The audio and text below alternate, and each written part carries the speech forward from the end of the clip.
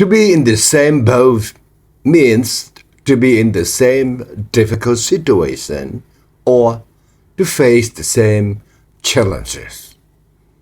Here are three examples. Number one, when the factory closed, all the workers found themselves in the same boat, looking for new jobs.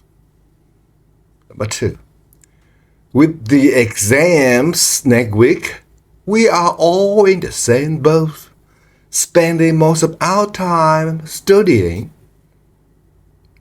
Number three, when it starts to rain during the picnic, they are all in the same boat, running for shelter.